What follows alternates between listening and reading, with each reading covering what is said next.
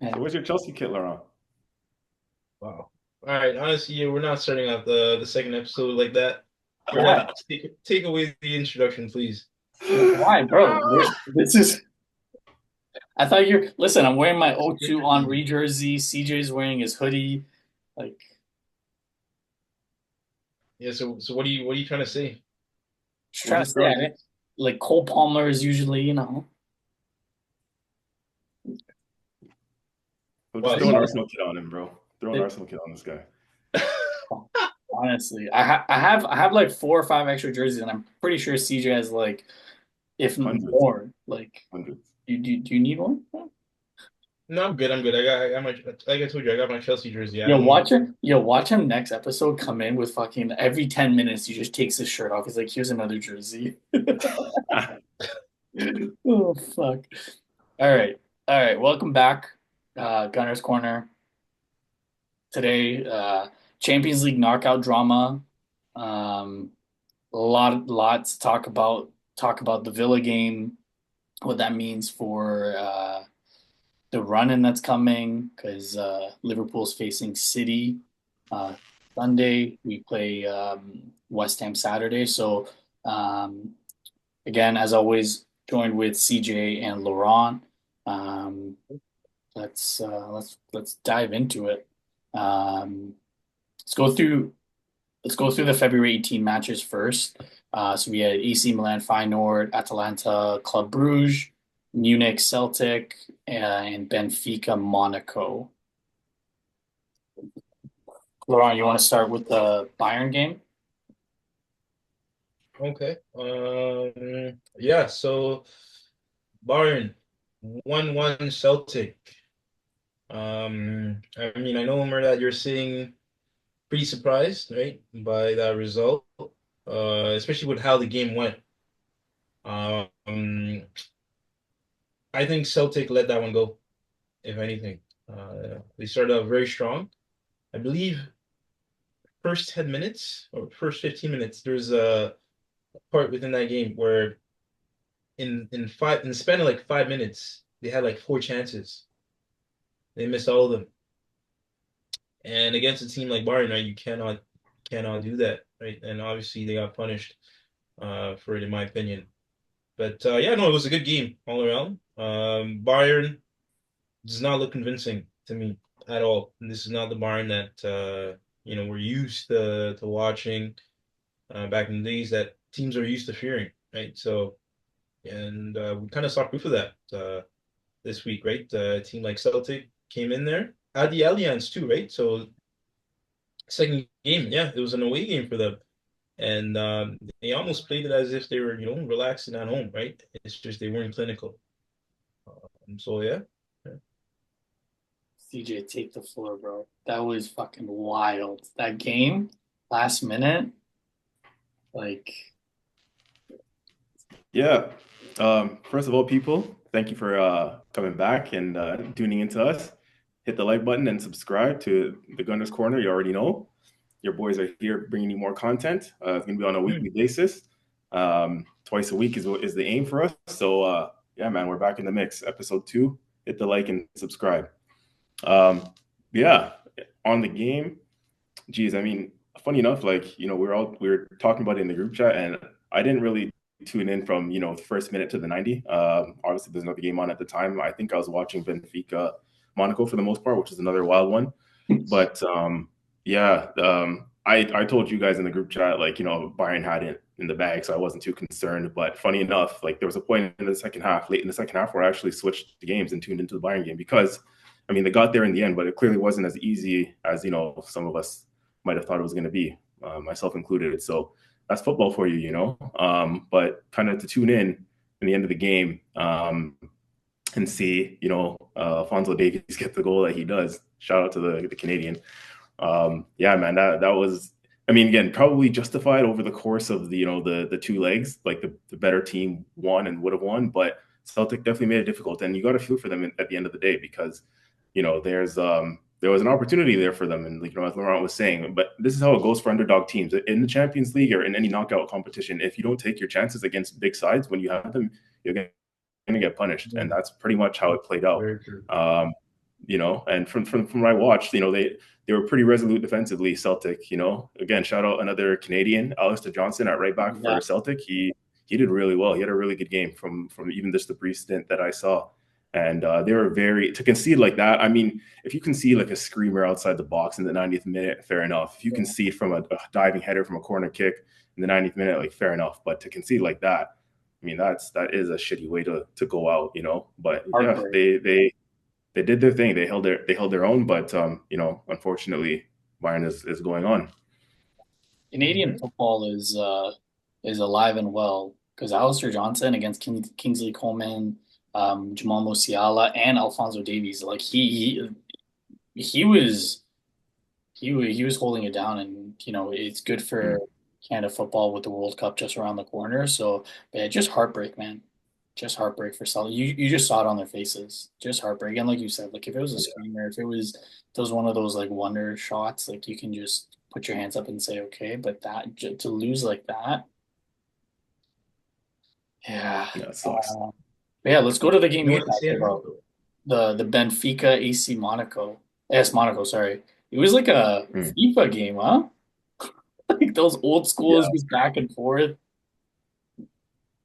Well, like late in the second half when I tuned in, it was only 2-1 at the time. And when I tuned into the Bayern game, right, I had switched over to the Bayern game late in the second half. And like I said, at that point in the Benfica Monaco game, it was only 2-1.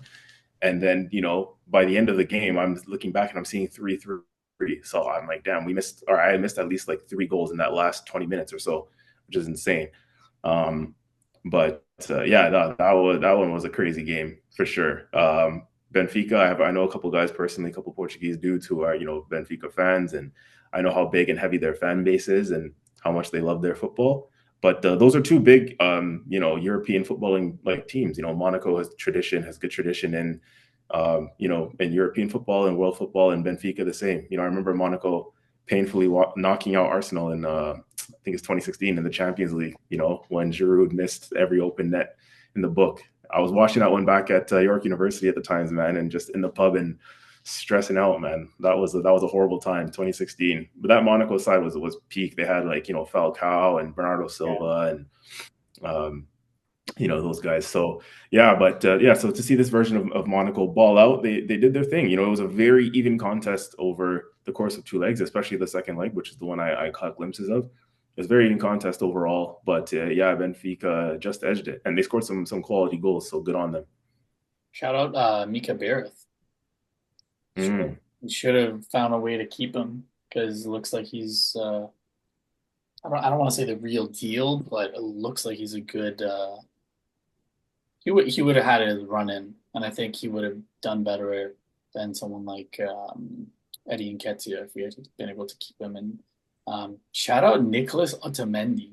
This man is still playing, and the thing is, like when you watch his games, like he's not struggling. Like he's making those tackles. He's in the game. It doesn't look like he's missed a step. So shout out to him. Being able to keep his game going. Before we get to the Atalanta Club Bruges, I just want to start with Milan Feyenoord. Like, Breda, you had that prediction right down pat. Yeah, like the big takeaway for me in this game is like Theo Hernandez, what are you thinking to get a red card in such like listen, I understand VAR and everyone, you want to embellish the tackles to get VAR to come, but you're already on a yellow. What are you thinking? You just cost your team the game, in my opinion. Like, why dive like that? Why the referee is right there? It's not like the referee's on the other side of the box trying to like look across. The referee is right behind you. What? I just don't get it.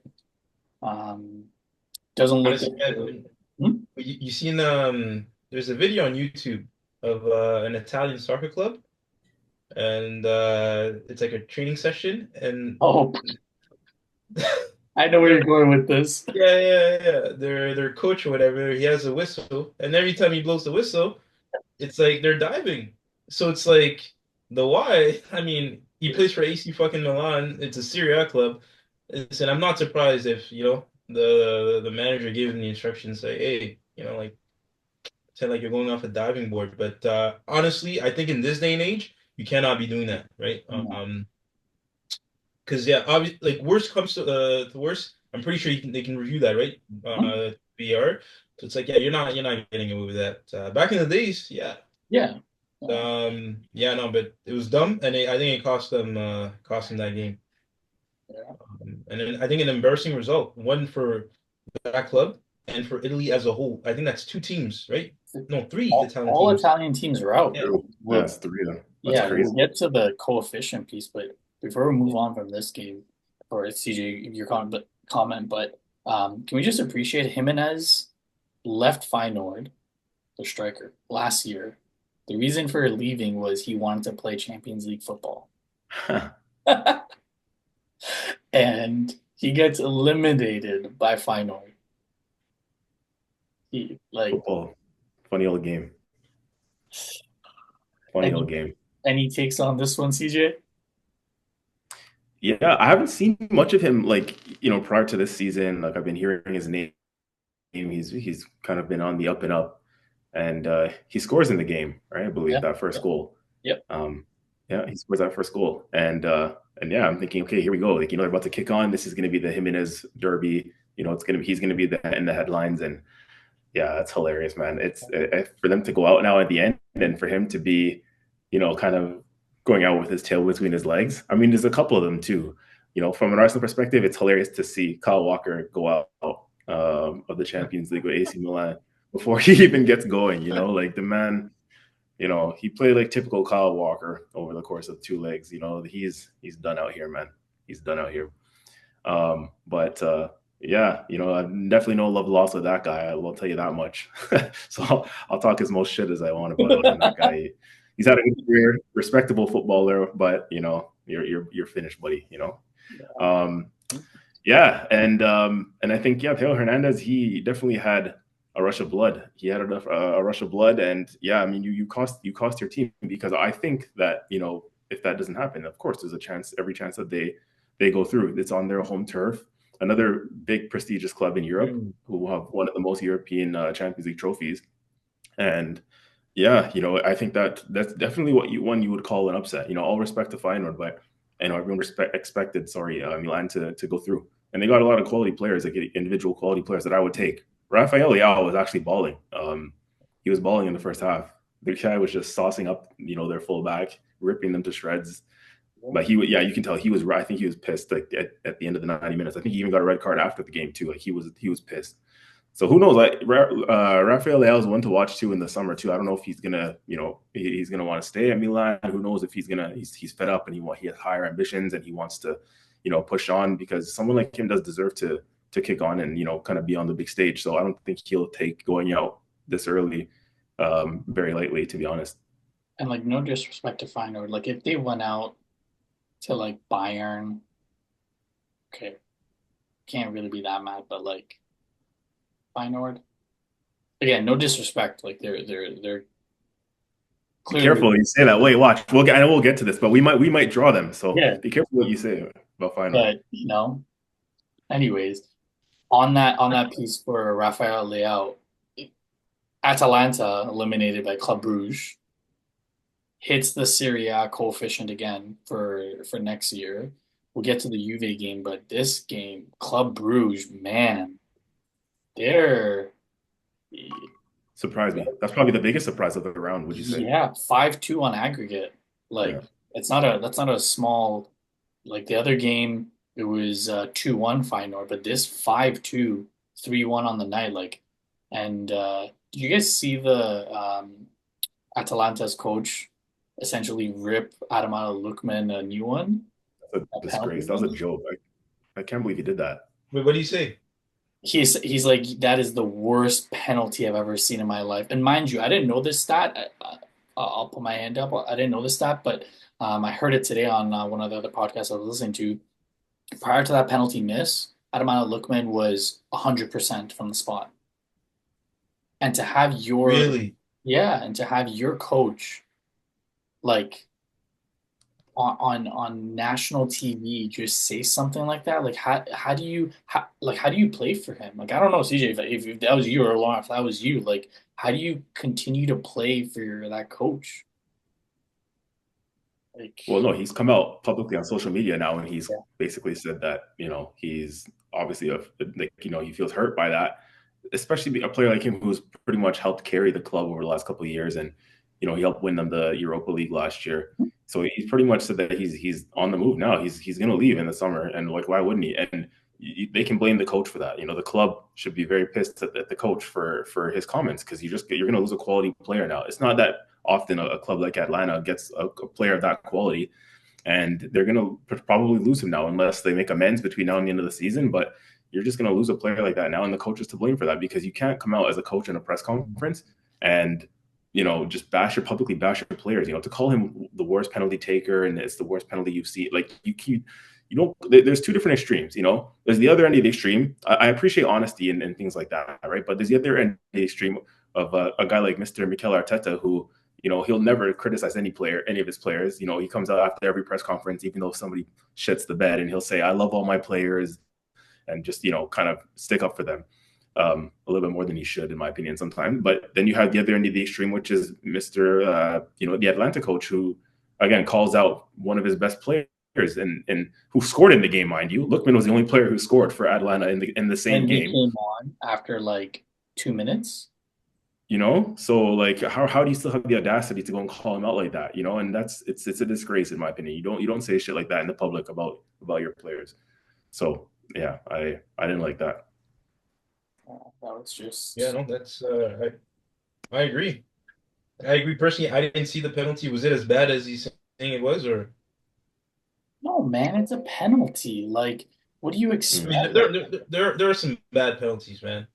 Like trying to do was it a Panenka, or you trying to chip the keeper and then the keeper doesn't move? Yeah, that's pretty bad, you know? Like, Yeah, but like yeah, again, he was 100% at the spot.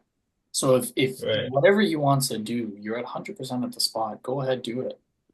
Like it's not like Mm, he's 50% of the spot. I'm like, what are you doing? Why are you doing this? He was 100% at the spot. right, No. right. But anyways, yeah, Yeah. the head coach Gasparini, he's a tenured coach too. Like it's not like a new coach or anything. So Right. just shocking, just shocking. It's interesting though because last season, actually, wasn't in Napoli. They had their something that happened and was it Washington? Osimhen? Yep, Osimhen. Yeah, but it was also like the club the something. owner. I think it was the owner Was last it the owner? year. I'm pretty sure. Correct me if I'm Oh, wrong, CJ. Was it the owner with Osherman or was it the coach? I think it was above the coach, to be honest. I don't want to misquote and misspeak if right. that's not correct. We'd have to fact check that, but I do believe it was above the coach. It was the higher powers that be in the club that kind of had a little feud going with Osterman, and Oh, that's where that breakdown started. So, Right. Um, yeah, but it was a yeah, big thing. yeah, no. here it is. Victor Osimhen's relationship with Napoli completely broken after Syria Giants caused 160 million Al Ahil move to fall through over $5 million payments. That's how because he was supposed to move to it looks like he was supposed to move to uh, Saudi. Saudi. But there was something even before that, Yeah, though. no, I'm referring to, I think I Yeah, saw, I know what you're referring to, Laurent. Yeah. yeah. And yeah, no, but it's things like that, man. It makes like you guys were saying, it doesn't make the players want to play for that team, right? And I don't know, it's just interesting to me that it's the second time, right? Serie A club, because I don't really see things like that happen um at other leagues, right? More so you would think, you're doing whatever it is that you can to retain your talent, right? Yeah. Yeah, It's no, it's nuts to unfortunate. disrespect players that are like, I mean, no player should be disrespected, but to disrespect the like, players who are big for your club and who've been sort of carrying your club and producing for your club traditionally. to not show them that respect in the public eye or in the media, like that's not right. Oh, okay, yeah, sorry. Okay, so I found it. And pretty funny. It's a penalty again. So Was it? yeah, so Napoli's official TikTok account posted two videos that appeared to mock Osimhen for missing a penalty in the game. So yeah, um, you This know, is the same Osherman who scored Won them the goal league. after right, goal right, after and goal. yeah, yeah, yeah. So wouldn't be surprised if that guy, finds a new home But in yeah, the upcoming he's season. on Yeah. loan right now, and Chelsea were after him in January. Arsenal were after him. He's not going back to Napoli after his loan is done. He's going to try to find someone else to be. But yeah, it's sad that the talking point around this game is Gasperini and not the players. Kind of takes a Mhm. light away from it. It's unfortunate. Yeah. All right, let's go. I'm gonna leave the PSG game for now, but Dortmund Sporting. What what happened to Sporting after Amarin? Amarin comes to United. He's shooting blanks, and so are Sporting. Like, what is going on? 3-0 on aggregate.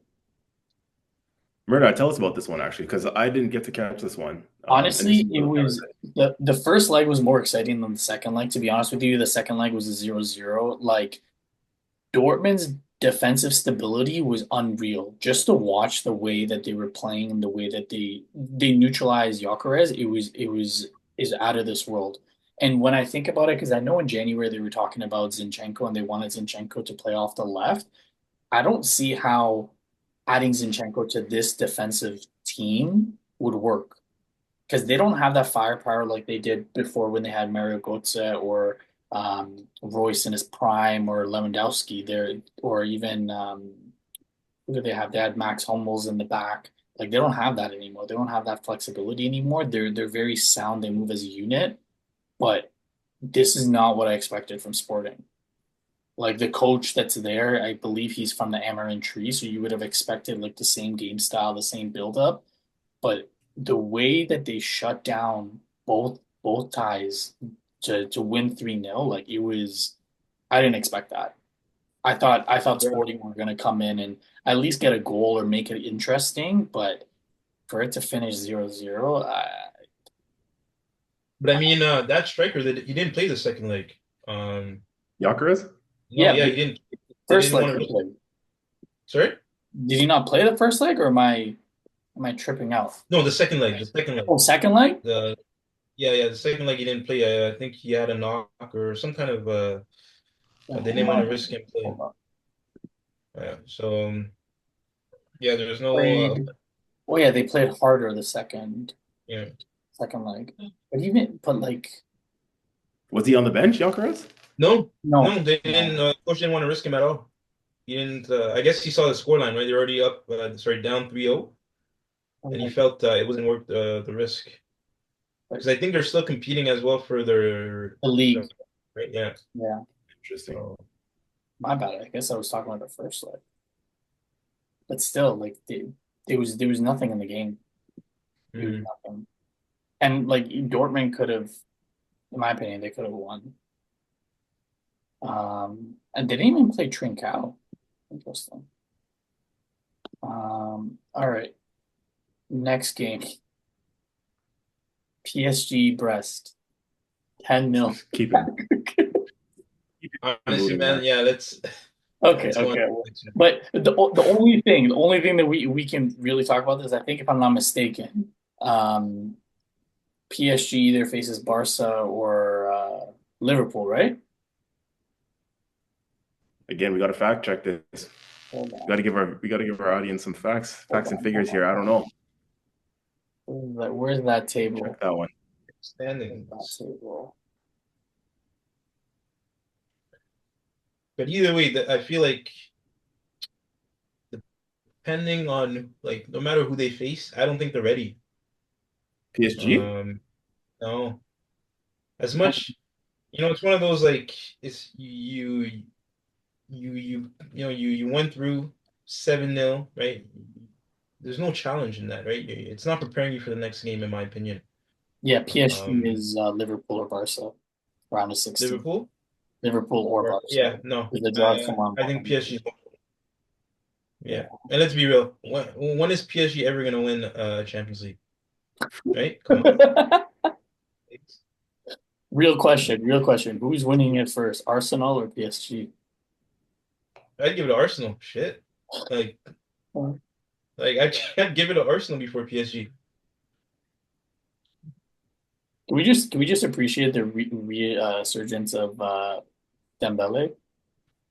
Like he's out of the hospital, he's not in and out of being injured, and he's on fire over two legs. Like he dominated. Hmm. And That's the Yeah, thing. come on. He's Hmm? sorry, go ahead. Sorry, CG, you were saying? Oh, yeah, sorry.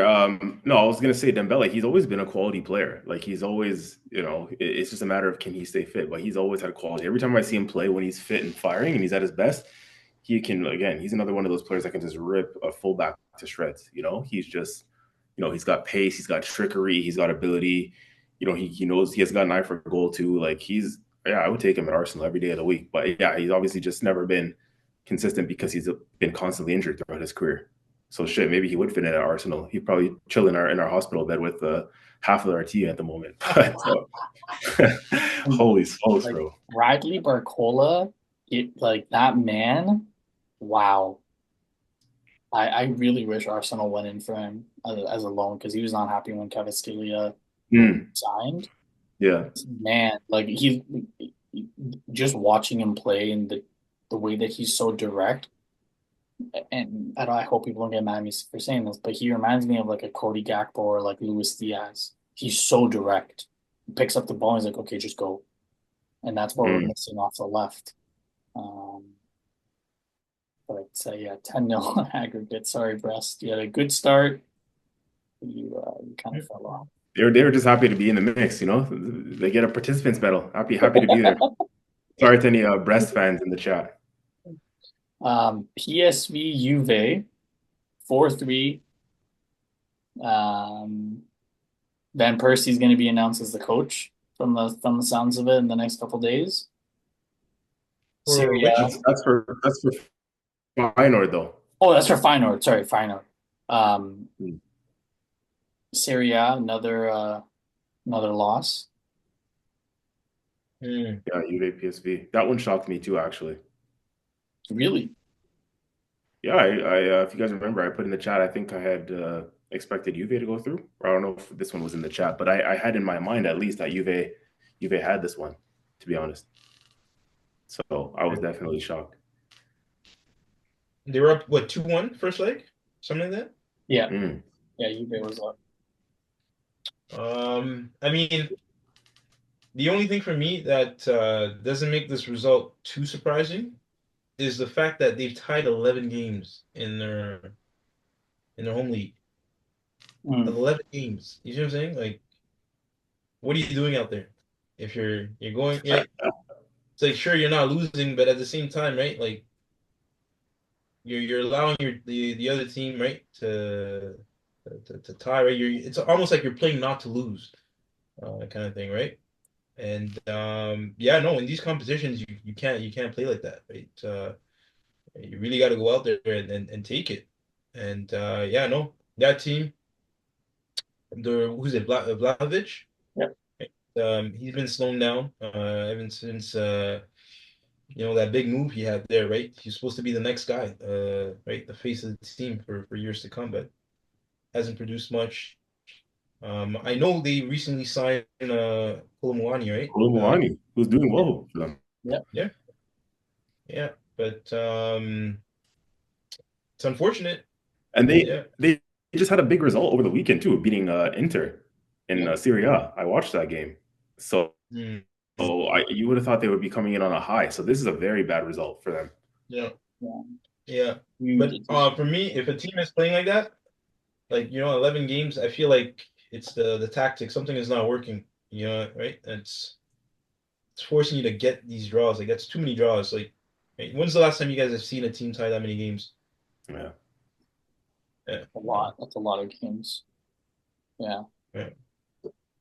Shout out Ivan Perisic for the Mm. Nando's FC fans. Yeah, he had a very good game.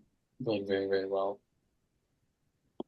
Yeah, his goal was class. I saw that. That was a quality goal. He showed his class there for sure. Um, By the way, just for those in the chat and the listeners who don't understand, Nando's FC is a sorry. certain Tottenham Hotspur. We just have to get that out there. Oh, sorry. Yeah, No, it's fine. the I wanted logo. to rub salt into the wounds a little bit, you know. All right. The game of the week, or we thought the 115 versus the 25, right? No, 15 Champions Leagues. What a game! What a game! And again, I think we said it in the first podcast. Like, why give Real Madrid any reason to play harder with that banner of "Why you crying" or "Stop crying"? Or sorry, it was like "Cry your heart out." Remember with Rodri holding the Ballon d'Or. Um, Yeah. wow, that just wow. This game just wow. And Liverpool's on the horizon. So I don't know. I don't know if that's good as an Arsenal fan looking at this. Um, Holland obviously didn't play because of that knee injury.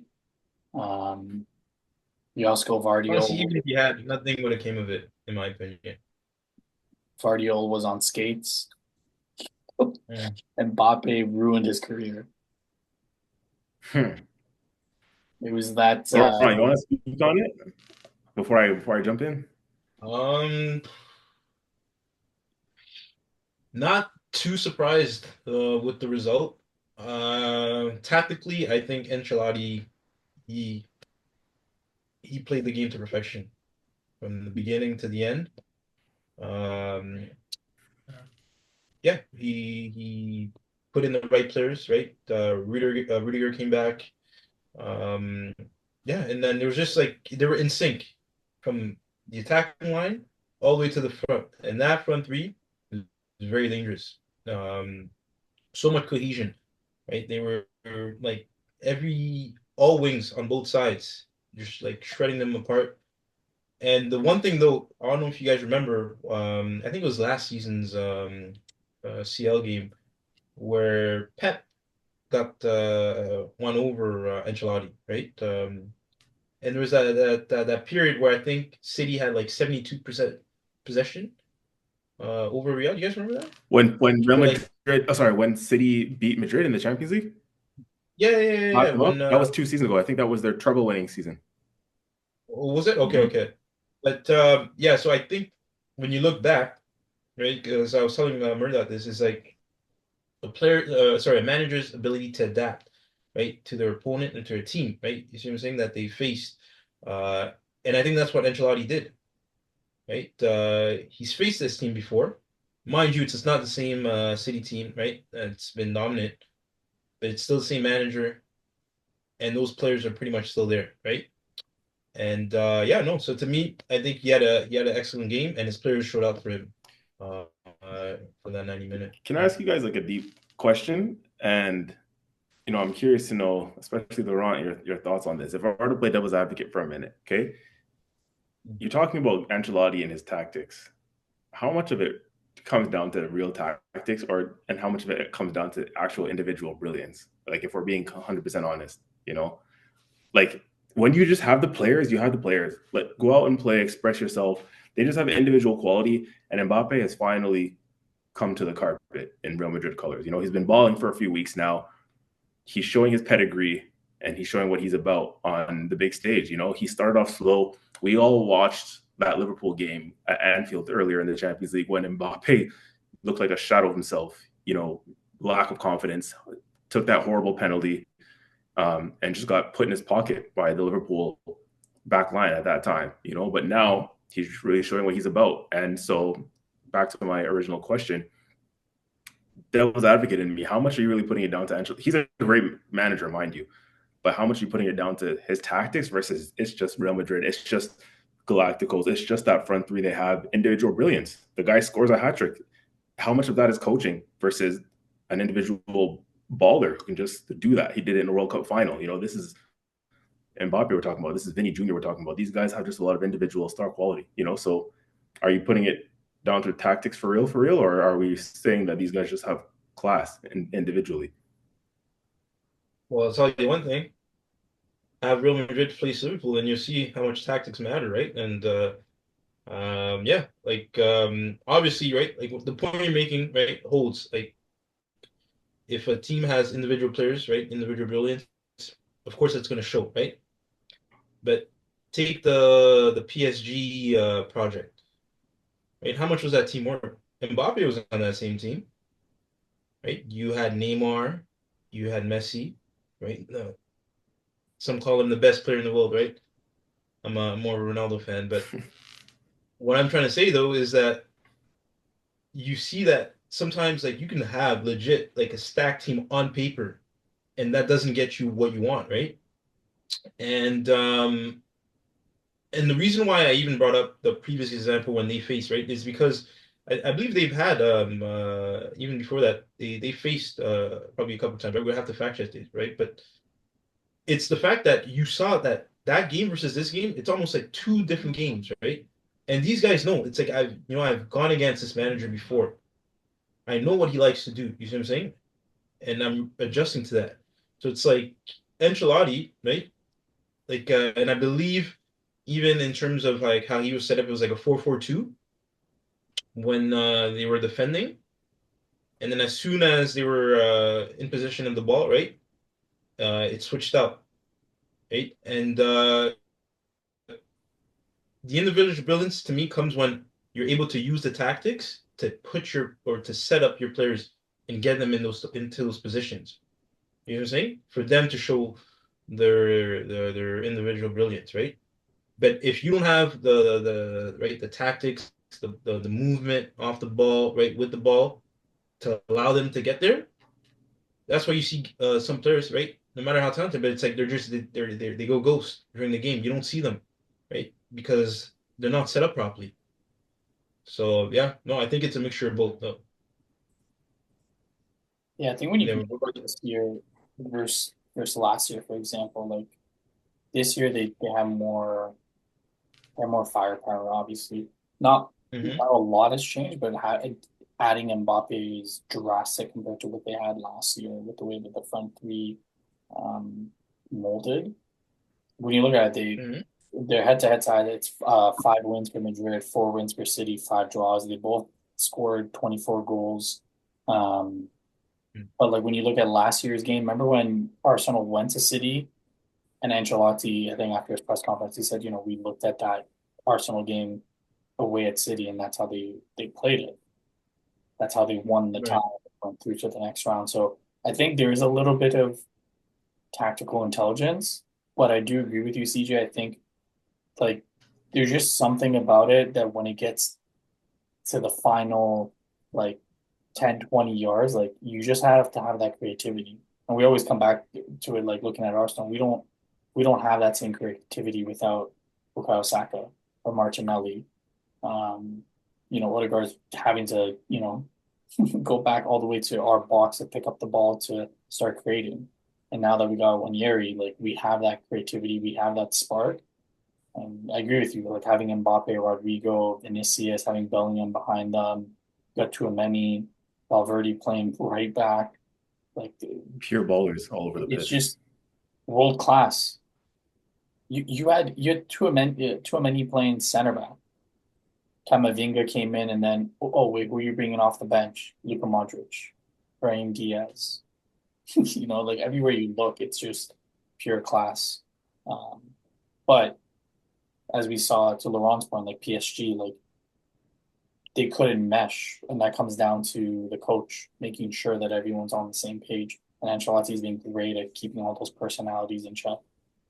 So Mm. but it's going to be interesting for them because they're either going to get Atletico Madrid or Leverkusen next round. So again, by the time listeners you listen to this podcast, you're already going to know. But it's going to be an interesting draw either way. It's going to be an interesting draw. All right. Villa Liverpool. Mhm. That's. I know why I you're mean, I know laughing. last time we talked, I said they wouldn't I drop. know. Hold on. I know why CJ's laughing. If Ademola Lookman is getting that much hate, bro, listen. Out of the three of us, I'm probably the worst baller. Let's be straight up. I could have scored that. I could have scored that chance. Like Darwin Nunes, what are you doing? Oh man! But yeah, good result 2-2.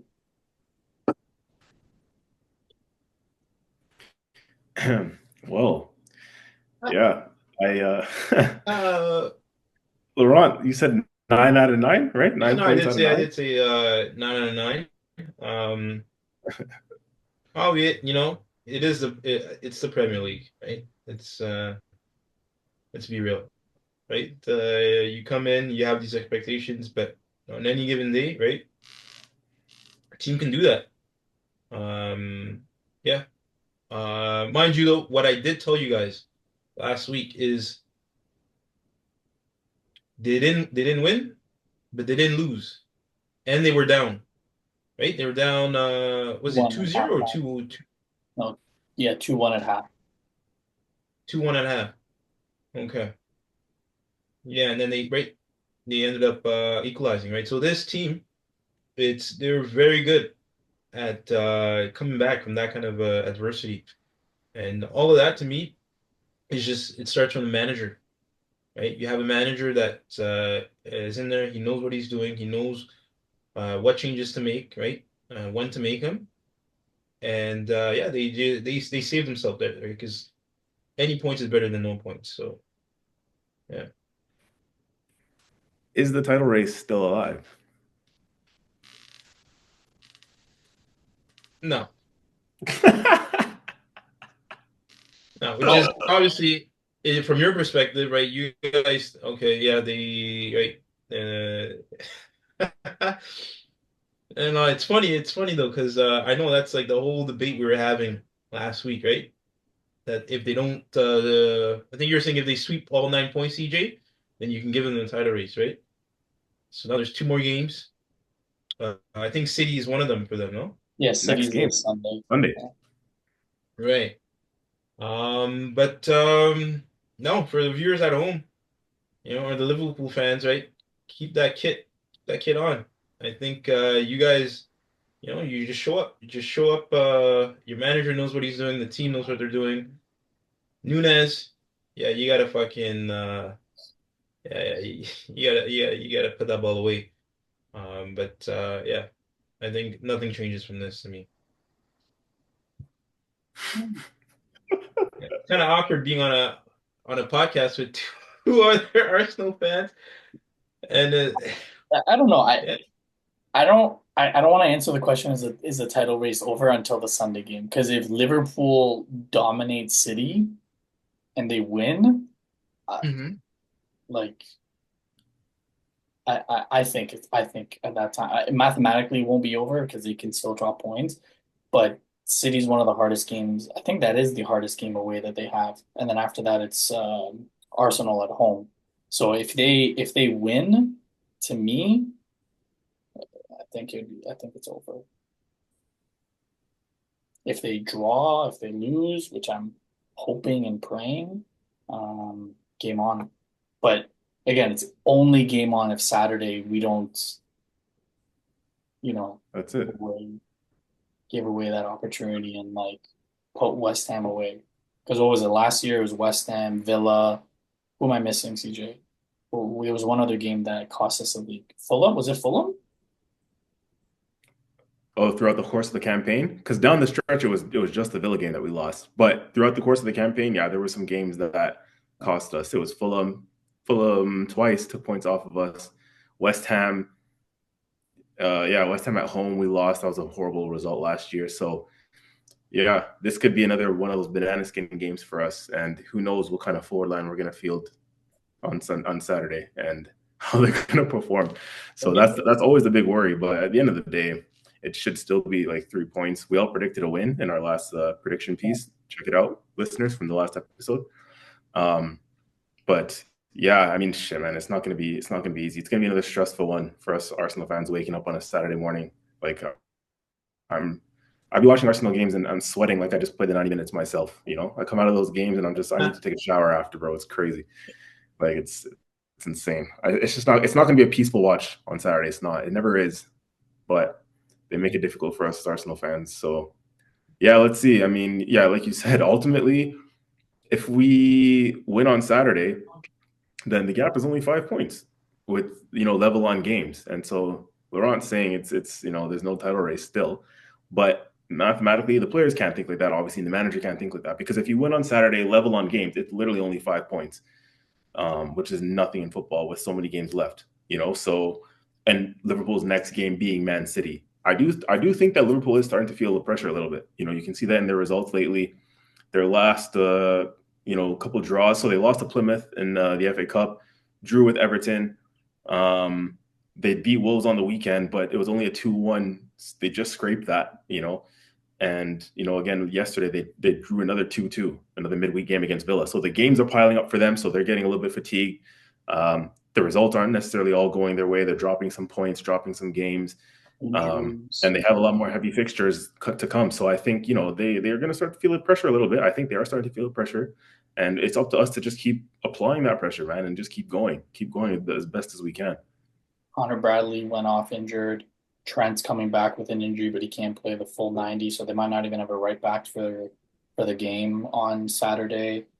So yeah, it's going to be interesting. Joel Quansah had to play. Joe Gomez is done for the year, so it's starting to pile up the wrong time for them.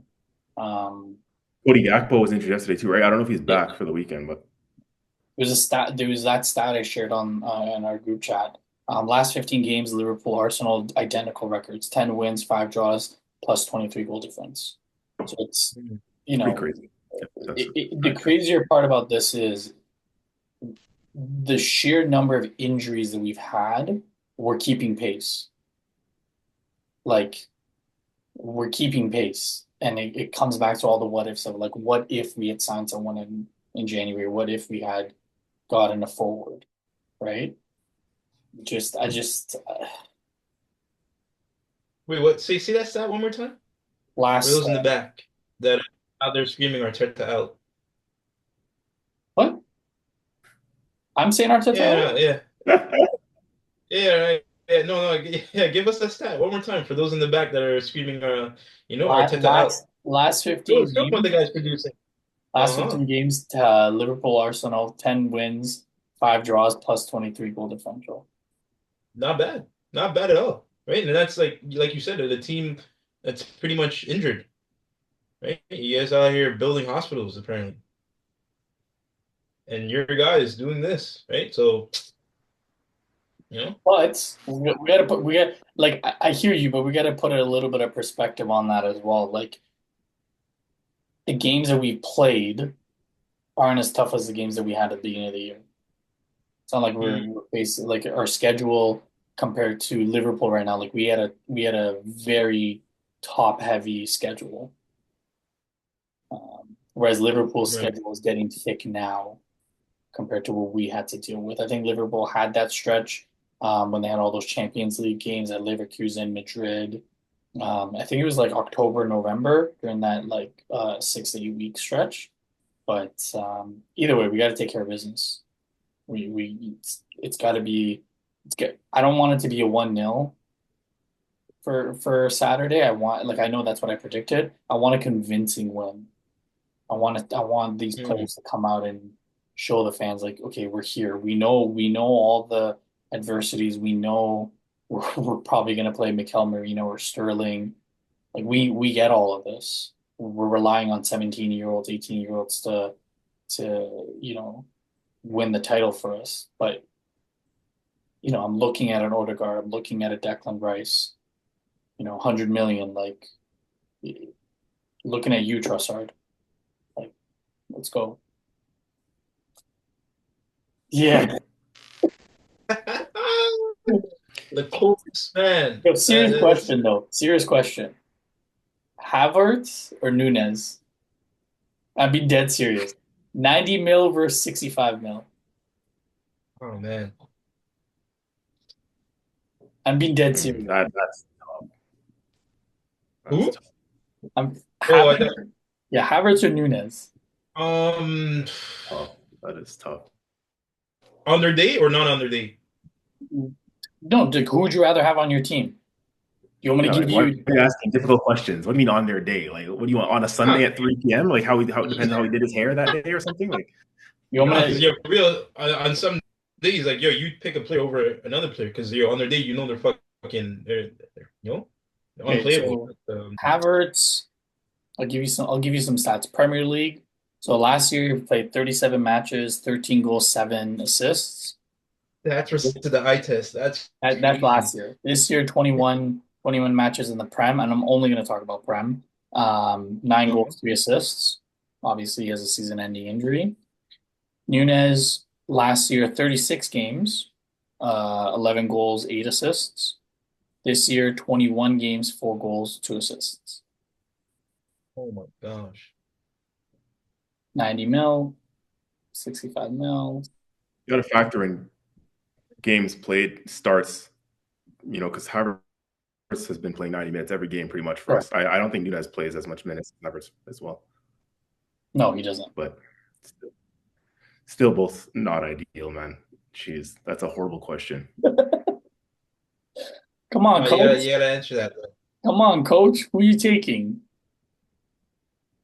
I'm not. Jeez. You know what? I like Nunez. Because I think, and this is I'm factoring the eye test, right? Because you guys heard of that, right? Stats versus the eye test.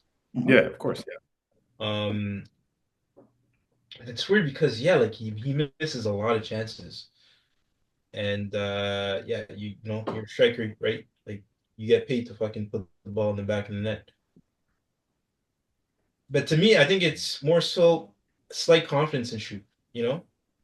So if it's like if I had on my team, bro, like I just work on, getting his confidence up to par. And I think he can be deadly, in my opinion. He has the speed, he has the pace. Um, he knows how to create for himself as well. Showed it in Benfica. Huh? He showed it in Benfica, the game against Liverpool before he signed for Liverpool. Like Mm. he dominated that back line, Right, and then Klopp's like, right, "No, I right, want him." And what do you do now? right. You got him. Yeah, no, to me, I think it's almost like it's not as bad, but it's like a Fernando Torres type of situation when, like the Chelsea curse when the strikers and it's like they forget how to play almost, right? In this case though, it's he actually gets into those positions. He gets the ball, but he's just not finishing it. And for a striker, usually like what separates you from like hitting the ball wide and having that ball either even hitting the post or going into the net, it's almost like it's instinct. You see what I'm saying? Like it's that instinct that comes from just natural confidence and knowing that the ball is going where you're hitting it, right? And I think that's just that thing that for whatever reason he's forgotten, right? And yeah, it just needs to come out of him. But yeah, for me, any day, I think Nunez over Havertz, right? Speed, like everything, like me, yeah. Coach CJ. Oh man, that's a awful question. You know what's crazy? Like both of them suit the way their current teams play. So if I'm an Arsenal fan, I feel like I'm going to say Kai Havertz, and if I'm a Liverpool fan, I feel like I'm going to say Nunez because Right, Liverpool is more of like a on the front foot, relentless forwards, very direct. That's just how they play. They're very front heavy. They're very top heavy with their forward line, right? And it's right, just relentless pressure from the forward line. As Laurent said, speed, pace across their front line. That's just how they all complement each other that way because they're all direct. As you said too, Merdad, Nunez, Gakpo, these guys are very direct runners. Salah, they're all the same. So, but we don't play like that. Arsenal plays very slow build up, very, you know what I mean? Like by the time Nunez would see the ball in the Arsenal team, he already probably has like 3-4 center backs crunching him. Like we don't play for him to get to run down the channels or to make those diagonal runs off the shoulder of the defense. We kind of play with our striker linking up You're linking up with the midfielders, linking up with the wide players. So Kai Havertz is actually suited for the way we play better than Nunes would be, because Kai Havertz is just used to kind of doing the dirty work and taking hits from the back line, holding up the ball, being that lone striker sort of thing, playing with his back to goal, essentially. That's probably the biggest difference. A back to goal striker that Kai Havertz is versus a forward like Nunes, who just runs all over the pitch, run in behind, run off the shoulder of the back line, likes to be on the shoulder of the last man. So it's very different styles of play. So to be honest, from an Arsenal perspective, if for an Arsenal team in the way we play, yeah, Kai Havertz is definitely more suited for us. But if I'm a Liverpool fan, I'm probably saying, well, no, Nunes is more suited to the way we play. Because if Kai Havertz is playing in that Liverpool team, he probably slows them down. If we're being honest, probably slows down the attack. It's a very good point. It's a very good point. It makes me wonder, like, we're obviously linked to Alex Isak, and we're linked to Gyökeres, we're linked to Šeško. Is it that or Arteta is playing a specific style because of the personnel he has? And is he willing to adapt, or is this his style? It comes back to, like, I think the first podcast we talked about, like, all the injuries that we have with our wingers constantly tracking back, right? Lauren and I were quickly chatting before we started recording. Like, I don't think there's ever been a 20-goal scoring winger who's tracked back as much as Saka or Martinelli. But, like, when you look at it, if we just look at, like, the top teams just in the Prem for the past couple of years, Salah, he plays defense. Let's get it straight for the listeners. Like, I get it. They play defense, but the defensive work rate that I'm talking about is constantly coming back, constantly supplying your wing backs. Yeah. None of the front three do. The only one in Liverpool that I would actually say does that is Luis Diaz. Because Luis Diaz, sometimes I'm like, why are you playing center back right now? Like, where did you pop up from? The Man City team, the treble-winning team. Like, Rodri cleaned up everything. De Bruyne, Haaland, Grealish, Riyad Mahrez, Leroy Sané, like, even Sterling when he was there, like, they never tracked back. It was Rodri, it was Kompany, it was John Stones, Ruben Diaz, Kyle Walker coming in, cleaning everything up, right? So I think it's something's got to change. For me, I totally agree with your take, CJ.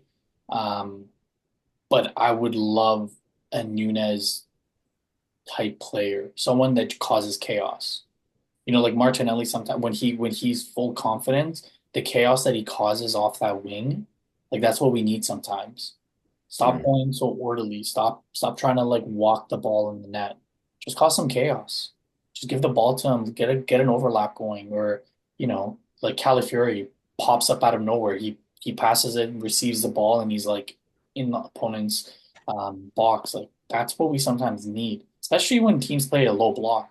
You can't just be methodical. If you're methodical, they're just going to kind of make you go from side to side, make you do an east-west game versus a north-south game. And those are the type of games that we struggle in, right? Like, we can't break down that low block sometimes. And I think Nunes would help us with that, because Havertz, sometimes the positions that he takes up, I'm like, man, I want you to hold that high line a little bit. Force the center backs to not get to the offside trap. But yeah, it's going to be interesting. City, that's a tough game for them and for us.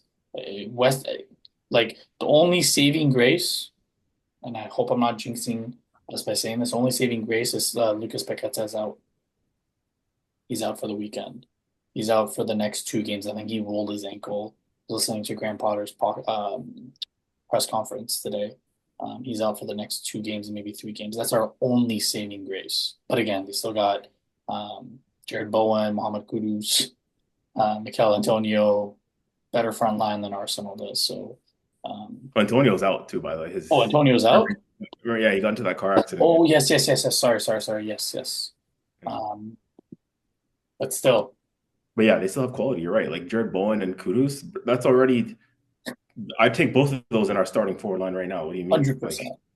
100%. It's sad. It's really, really sad. Sad where we've come to. But any last words, Laurent? Um, well, next year's game, I think are going to be very crucial. Um, and it's like you guys said, man. If you guys want to definitely keep your hopes alive, that this game to me is a must win. Especially just in terms of like the confidence that a win would give you guys. I think even in right, for the morale of the team, seeing that you guys are inching closer, right, in terms of like carving down the gap between you and Liverpool. But yeah, if you guys do not get the result, uh, man, it's like how many chances can you guys get, right, and not take them at that point. But yeah, so they messed up. You guys got to go in there and do the job now, right? And Capitalize. Capitalize on that. All right, yeah, Susie. Last word. Last words. From me. Um, yeah, so I think the weekend games are going to be interesting.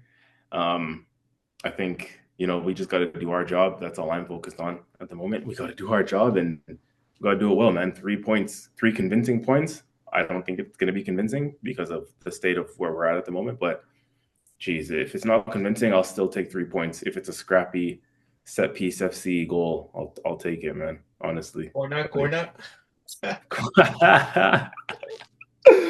oh man, I gotta that video is legendary, man. The corner kicks for us, man. Jeez, we got to get that African guy doing the dance in the stadium. The stadium announcer's got to play that track, bro. Corner. Nicholas Yover FC. Oh man, we excited for the draw tomorrow morning. Honestly, by the time listeners, the draw will probably already be done by this point. But yeah, I mean, you guys have any heavy expectations for the Champions League draw? Either way, we're wherever we land, we're either gonna face if we get through this next opponent, we gotta face either Bayern or Madrid. So But doesn't it depend on what side of the draw we land on, though? yeah. So like if we Oh, because Bayern and Madrid are on opposite sides. yes, correct. So like if we're on the top draw, we'll face either if we're on the top draw, we'll face PSV, and if we beat PSV, we'll go. And this is saying that Madrid wins their draw against Atletico or Leverkusen. Then we face Madrid, and if we're on the bottom draw, we'll face Feyenoord, and then we face Bayern Munich. Again, saying that they're going to get through Leverkusen or Atletico. See, that's the side that I would want. First, not to jump too far ahead, but say we land on the Feyenoord side, and if we beat Feyenoord, we get Bayern Munich, like you're saying. I want to play Bayern Munich again because I'd rather play Bayern Munich over Real Madrid, to be honest with you. I want that revenge on Bayern Munich. I don't think they're as good. They've been kind of slowly diminishing, like dipping their level over the last couple of years, as Laurent alluded to earlier. Like they're not the Bayern Munich that we used to be super fearful of back in the day. But they're still a quality side. There's a lot of good individual players, but I still feel like we can deal with them if we get the chance. We were close last year, and I don't want to play them again because they just scraped by Celtic this time around.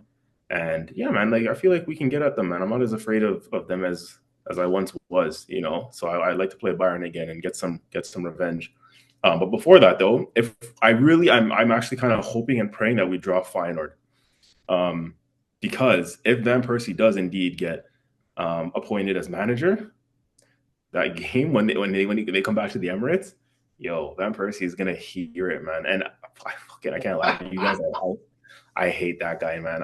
There's been players who've come and gone. You understand some of them. Cesc Fabregas, yeah, I get it. Ashley Cole's, Van Persie. When this guy went to Man United, bro, you're a dickhead, man. You're a snake. I don't like that guy and the way he went about it. And I understand the ambition at the time, like where we were, like he's justified in his decision because he went and won the Premier League the year after. But like the fact that he even celebrated against us when he played us, like he's a see you next Tuesday, man. For those who know the expression,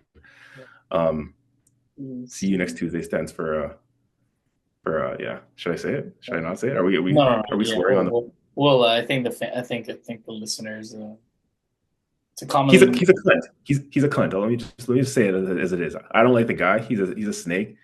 Um, he's a prick. He's all of the above. And yeah, I fucking hate him, man. And the guy came back and scored on us and celebrated against us. We had to give him a freaking guard of honor. Like, he was one of my favorite players at the time. That a player like that is, again, something I would love in this team now. Just individual quality.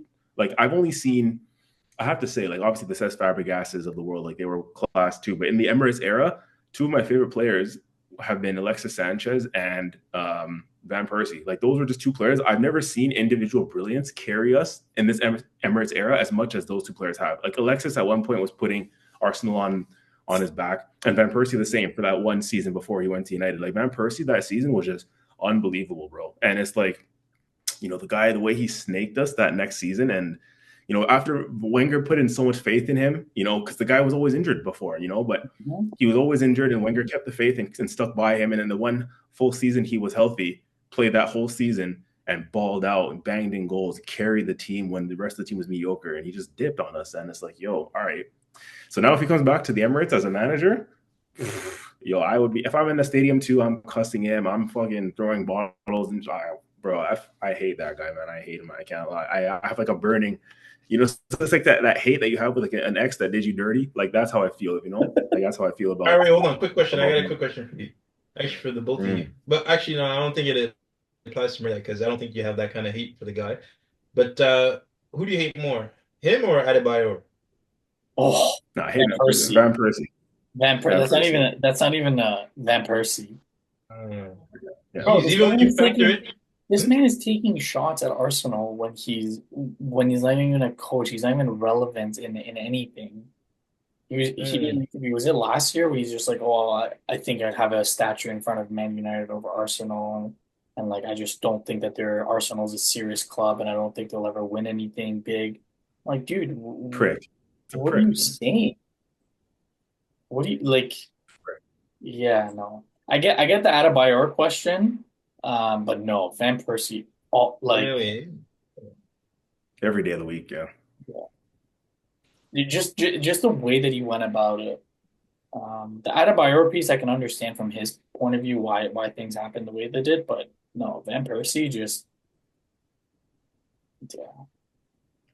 Prick. Yeah. Jeez. Well. Yeah. Well, any final words though from you, Murda? Honestly, man, just fucking beat West Ham. That's it. I don't want to talk about anything else. Just beat West Ham.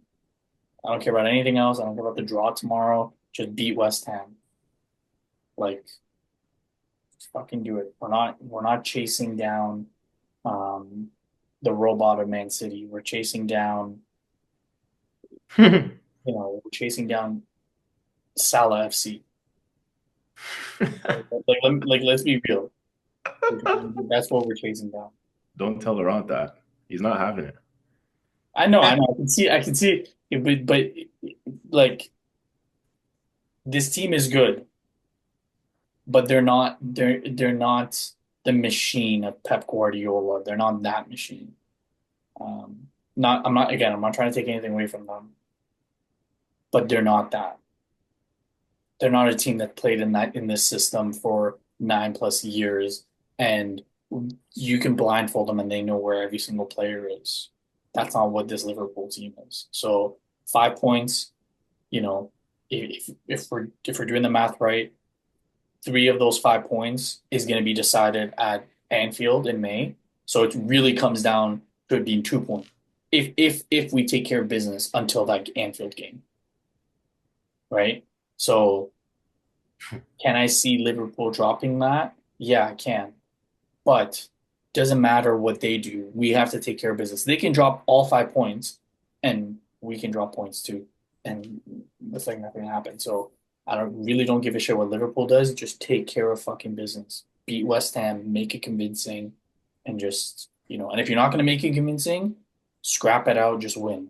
Saka's on his way back. Martinelli will be back, hopefully by the end of March, first for the April games. Like, for the key run-in, we'll have them. So just There's this game, and then I think we talked about last episode. There's 2 games in March in the Prem, and then we're obviously gonna have the 2 Champions League games. Just win, period. I don't give a fuck how you do it. Just win. But, All right. yeah, listeners, we got another one coming out Sunday, probably Sunday evening. So it'll be posted for you to listen on Monday. If you have any questions, like pop them down in YouTube. Follow us on Instagram or Twitter. We're gonna be more and more active. Obviously, this is the second episode, but if anything, if there's any comments, recommendations, anything you want to say, like feel free to shoot. We want to start doing a listener portion, and every week we are going to be doing the predictions.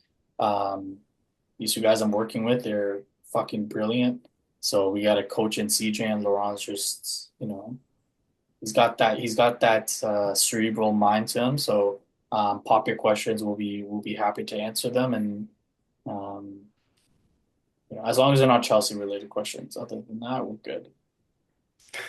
Jeez. And on that note, actually, I'd like to add to any of the viewers at home, or to the 2 guys here, even Arsenal fans doubting my Chelsea credibility, show me a European trophy and I'll show you a Chelsea jersey. And with that, I'm out. Yeah, it got real quiet, eh?